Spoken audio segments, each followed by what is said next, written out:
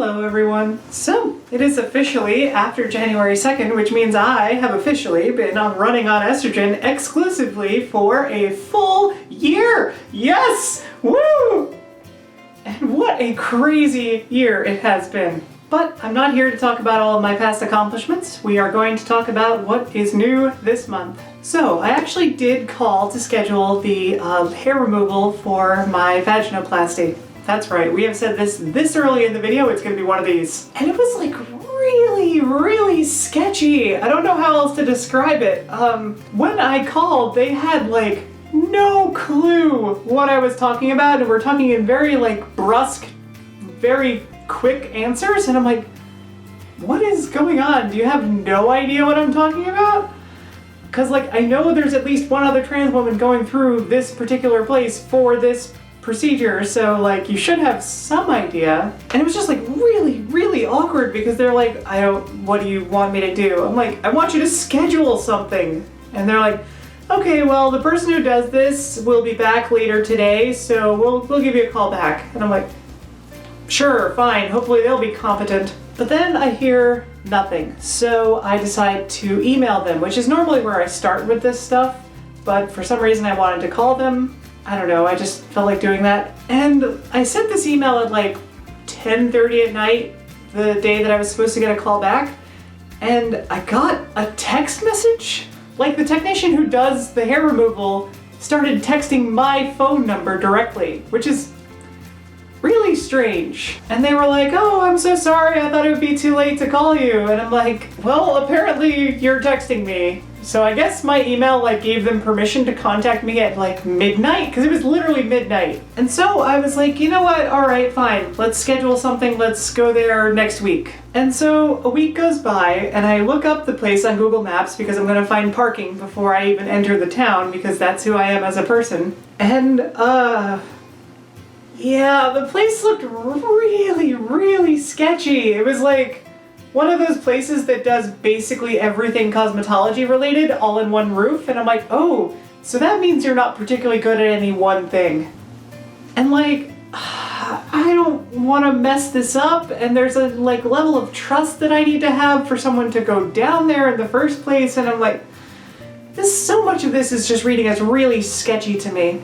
My roommate compared it to going to Diarrhea Dragon, and if you don't know what I'm referencing, there's a link in the description. It's very funny and it's very quick. The other thing that happened in the interim was that I found out that my health insurance provider will actually cover required hair removal prior to vaginoplasty if I get certain documents together and all this stuff, and if I can find a doctor who will actually do it. That, it turns out, is going to be the challenge. But honestly, considering that I don't know how like long it's gonna take and I really want this done correctly because I only get to try to do this once, like that seemed like a better option, so I ended up kind of chickening out and not going. Fortunately, I had not yet purchased the Groupon for this, so I'm not out any money or anything. I'm just like I didn't burn the bridge, but I definitely gave it a mean look. So for the last like 2 weeks or so, I've been like working on and off to try to find somebody who will do this. I contacted the place where I did laser on my face, and they did not get back to me at all. My electrologist does not know how to file the paperwork, so I don't know if that's going to be any use to me. I need to get letters, again, from both of my therapists and from my future surgeon. So I'm thinking what makes the most sense is to call my surgeon and be like, hey, you know everything there is to know about this. Can you recommend any places where I can go to get this done where my insurance will actually cover it? So I'm really optimistic that they'll be able to make a recommendation for that. My fear is that I will have to go in very far, like a 2.5 hour drive into the city to actually go to a place that's going to be able to do this for me. And it's gonna take repeat sessions. It's like what I'm doing on my face, where it's like, yeah, we have to actually keep doing this for the better part of 6 months. And I'm like,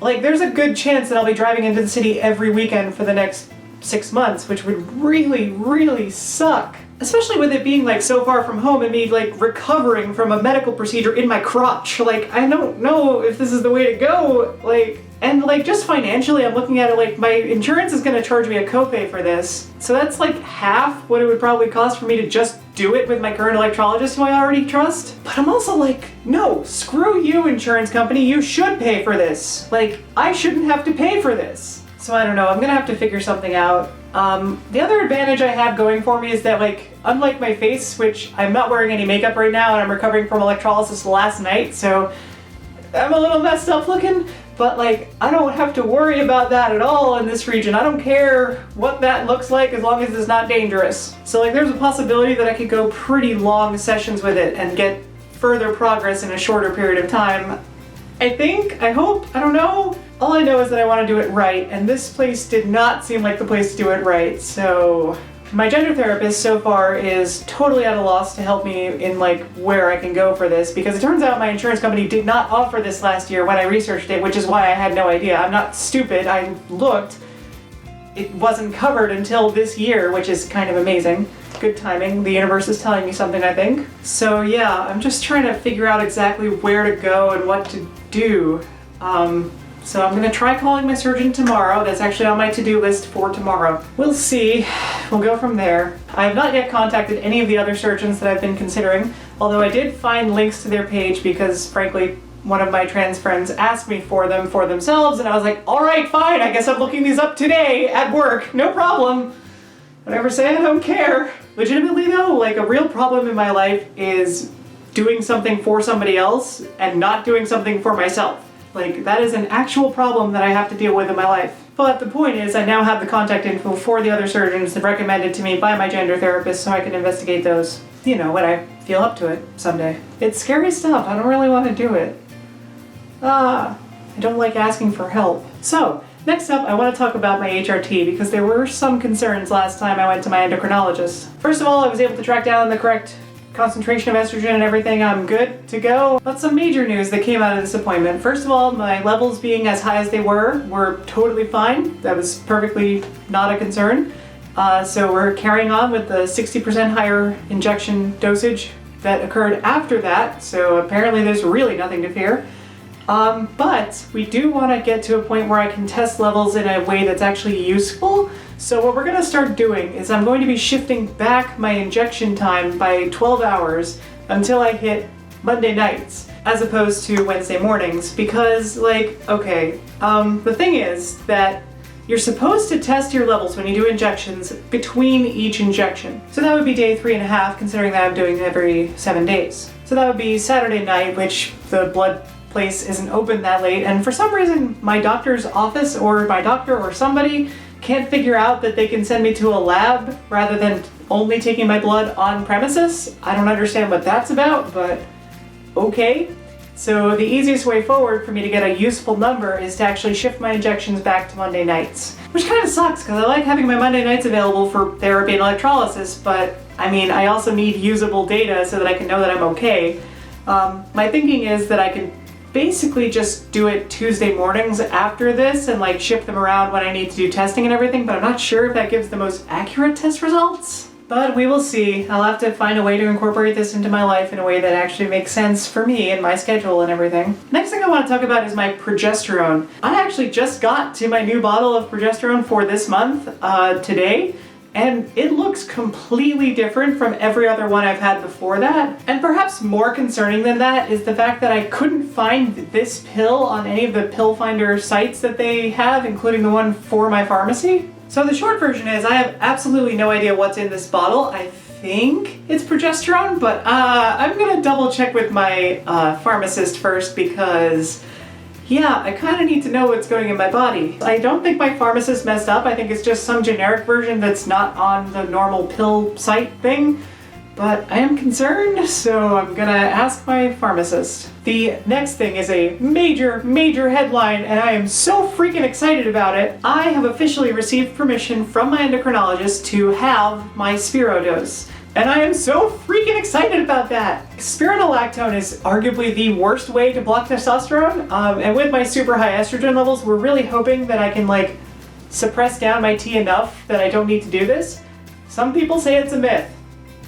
There is science to back it up. According to the literature, medically, because I've read it, there's an 85 to 95% reduction in testosterone production from just doing the levels of estrogen that I'm taking. That, combined with my pre-existing low testosterone levels, leads me to think this might actually be possible for me. And there is a number of reasons to get off spironolactone. It's rough on your kidneys, it's a diuretic. I mean, that in itself is annoying. So we're gonna try halving it first, and then we're gonna check how my levels are doing and see if we can get off it completely.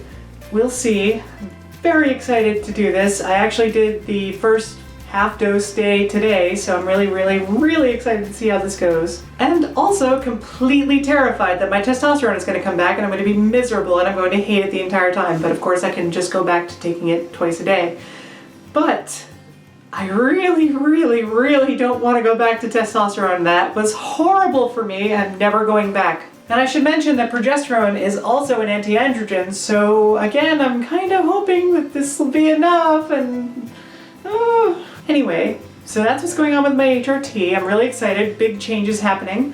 I want to know what my actual levels are with a thing we can actually gauge where I'm at. I want to know, like, are we blocking enough of my T's that I can actually, like, stop taking spironolactone? I'm really excited about this. So wish me luck, everybody. I won't get results from that until probably about mid-March. So it's going to be a while, but we'll see. And finally, the biggest news out of all of this is the update with my birth certificate. So I actually received my birth certificate on the anniversary of my first day of taking estrogen. So January 2nd, I went out to my mailbox and there was a letter from the New York State Department of Health. And my birth certificate was inside. It says Mia Claire, female, all the right stuff, except they messed up the zip code in a different way. Now you may recall that the zip code was the entire problem and the only reason I was trying to fix this for the last 6 months, but apparently they can't figure it out. So here's my personal theory of what happened. They opened up the PDF or Word document editor, whatever they're using, to edit my birth certificate. Clicked accidentally or intentionally and missed or something, I don't know, into the state field and started typing the correct zip code of the town that they're supposed to be changing it to. And then when the zip code in the box they were looking at wasn't changing, they said, oh, forget this, and did Control F and replaced all instances of that zip code with the zip code that it was supposed to be corrected to. Now the problem with that method is that there is supposed to be 2 different zip codes on there because there are 2 different towns on there. So it replaced the one that was wrong with the correct number, but it also replaced the one that was correct with the wrong number and still left the first 4 digits of the zip code in the state field. So let me simplify that a little further. New York State issued a birth certificate that said state of birth, New York, digit. They couldn't even spell the name of their own state correctly. I was not a happy girl. This is now the 6th time they have asked me for something ridiculous or issued an incorrect, totally ridiculous birth certificate. The top contender, of course, being the one in which I was listed as my own mother. Anyway, so I sent back the birth certificate the next morning with the form filled out with all the things that needed to be corrected, and it said reason for correction. Clerical error. This was correct on the previous revision. And then, like 2 weeks later, I got a letter in the mail from them. And I said to Amanda, there is no way on earth this is not a rejection letter, and if they make me go to another post office, I swear to God I'm gonna, call them up and scream at them again. But no, it turns out, it's correct. I checked it a total of 3 times, top to bottom, left to right, everything, every which way I could possibly look to find an error. And then I handed it to Amanda, and I had her check it top to bottom, left to right, twice. And it's correct. I'm done. My birth certificate, it's done. Holy crap. That's it. I'm done. I'm done with my legal transition. It's over. It's done. I can't. I had the last document in my hand. No matter where I go, no matter what documents I'm asked to present, they will all match my name and my gender marker. And I can't even tell you what value that brings to my life. I can pee in the Carolinas legally! Woo! I mean, assuming I ever want to go to the Carolinas again. Anyway, my legal transition is done. And then, a week later, me and a bunch of my trans friends were talking, and they pointed out that their name was wrong on the DMV website. So sure enough, I logged in, and son of a bitch, mine's wrong too. So I opened a support ticket, and it asked me in the form for the support ticket for my name. So I put my name. And then the email said, "Thank you for submitting your question, dead name." Ah! Why did you ask for my name then? So apparently I'll be hearing back in 5 business days. That was 2 business days ago. So I'll let you know. I just know that they're gonna tell me, oh, it's immutable from the time you create your account.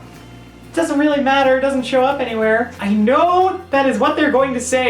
And that's not an acceptable answer. We're gonna make this happen because nobody should have to be dead named by the place that approved their name change on their license, registration, title, and every other document. That's insane. Why is there even another database table with a name in it that doesn't match? What is the point? Like, it's bothering me more than anything else as a programmer. Of course, in the past month we had the whole incident with J.K. Rowling, so that was fun. Apparently the thing that helped me survive and gave me the strength to do my transition in a lot of ways, the creator of that apparently doesn't believe I'm a woman. I swear, honestly, like, we in the trans community have known that J.K. Rowling is problematic for years, so it's not really news to us. It's just really unsettling to see it that directly with, like, no way to, like, skirt around it. There's no way to be like, oh, she might have messed up and not really know what she was talking about. No, she knew exactly what she was talking about. J.K. Rowling is a transphobe.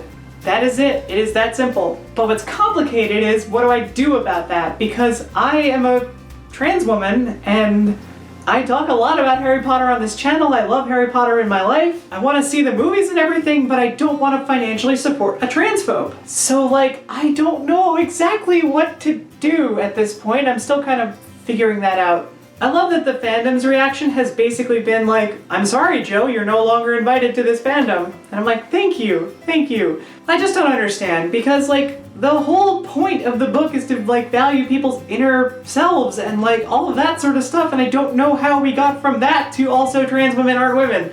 I don't know how we got there. TERFs, I swear. And I would be remiss in my duties as a YouTuber who is trans if I did not speak about my girl, Nikki Tutorials, who I've loved for years and Amanda has loved for even longer. She is a super mega fan of hers, and like most of what Amanda knew to teach me to do makeup came from Nikki, so thank you. And the thing is, I am like super proud of Nikki for having the strength to come out and tell everybody her experiences and everything and like what she's been through in her life, and I'm really, really proud of her for that. But also, there's this really dark undercurrent in everything that was said in that video. Like, the whole point of this video is to undo the blackmail potential of someone who is going to out her. Like, what? What are you doing? Who does that? Like, I'm obviously very public about my being trans and my transition and everything, and that is a very different situation from someone who's just living their life trying to have a career, and now you're gonna ruin their lives, or at least try to, by outing them. And then there's like this undercurrent running through the video of like, she felt like she had to explain to people that she was going to tell us this and that she wasn't trying to keep it from us. Which plays into this idea that trans people are somehow trying to trick cis people into loving us. And that sort of got amplified when she said that she fully transitioned, whatever that means, which we all know what it means. It's not a good way to say it, so that like she can justify her fiance not knowing that she was trans. Stop shaming people for dating trans people as if they're somehow gay or something, or an idiot for not noticing. And why does it matter?